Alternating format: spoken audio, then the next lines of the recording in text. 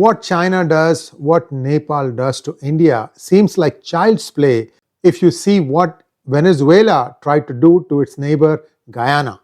That's what we're going to be talking about today. Did Venezuela threaten Guyana?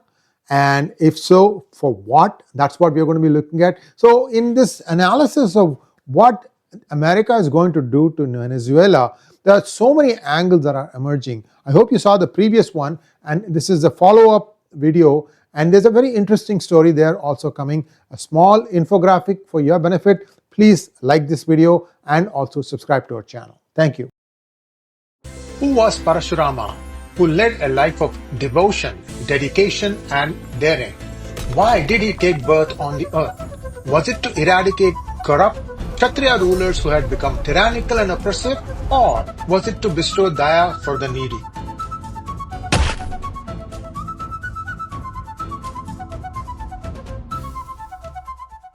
So we talked about Venezuela in 2025. There have been war threats, there are debt defaults, and also the US standoff. 4,500 US troops, they're just in various ships just outside the borders of Venezuela, and they are shooting down any boat that they suspect of carrying drugs to United States. So I told you about all the different angles there. So this self-coup inauguration that took place in January 2025 is one of the things that the United States vehemently opposes, saying that this is not really an election, this was a consummation of a coup, and they have refused to recognize it. Since 2019, the US has not recognized Venezuelan government.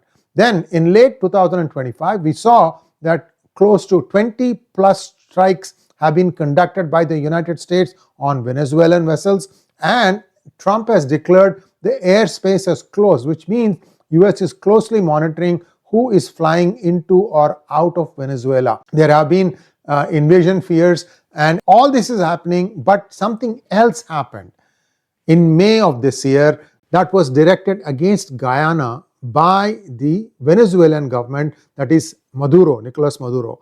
Did they threaten Guyana? Yes. The sham elections. In May 2025, Venezuela held elections to appoint officials for Guyana Essequibo, effectively claiming administration over 2/3 of Guyana's land. See, this is what I was telling you, that Nepal and China just declare in their maps false boundaries, but these guys conducted elections for 2/3 of Guyana to try and get hold of that, so that they could lay their hands on the vast oil reserves that have been discovered in Guyana.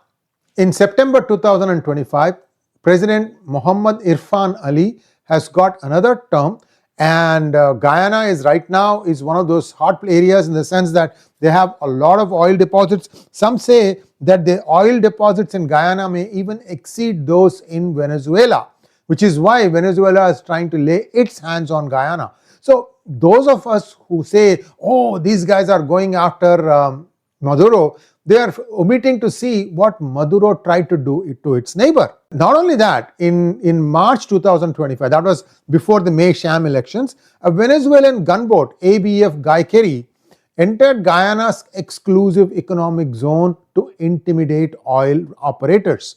Why? Because of the oil price. Guyana's massive offshore oil discoveries are seen as the only rapid fix for Venezuela's economy. Just like what Hugo Chavez did, took all the money from that and distributed to all the people. Does Maduro want to do the same thing by stealing Guyana's oil? Well, we'll wait and see. Guyana, by the way, viewers, last I checked, it's about 50 or 49% of Indian descent. Muslims, the Hindus, they're all very secular here. Let's not even say that word, but basically everybody in that mix is there in Guyana. Now, the debt crisis. Venezuela owes close to 170 billion. The number just went up, and it's in massive default on bonds and loans. So how will Maduro pay? The problem is the plan to pay. They have come up with some kind of a plan, but that plan is paralyzed. Why? Because Maduro has proposed restructuring, but US sanctions, OFAC, make it illegal for US bondholders to negotiate with this regime.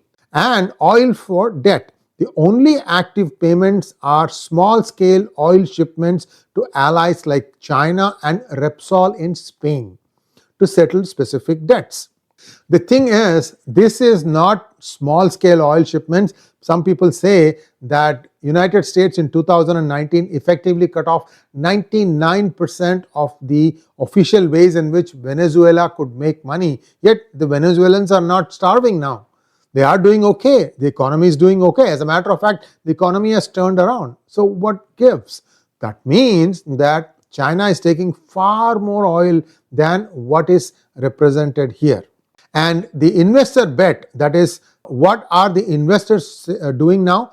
Global banks are currently buying Venezuelan debt not because they trust Maduro's plan, but because they are betting on a regime change which will be by US intervening into it to unlock payments. So basically what they are thinking is that there will be a regime change, a US friendly person will be put in the throne, and that person would give free access to United States to deal with all these outstanding debts and loans and so on and so forth, and that they would get the money back. In fact, they might make even a nice tidy profit.